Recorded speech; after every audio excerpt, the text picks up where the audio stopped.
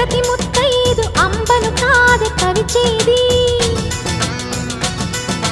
తన మదిలోని కలకలనన్ని అమ్మలకేగ తెలిపేది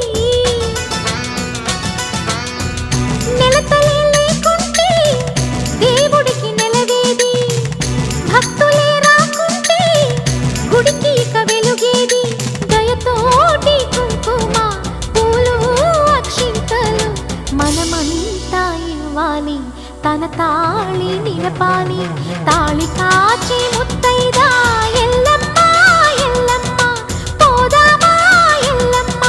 ముసురు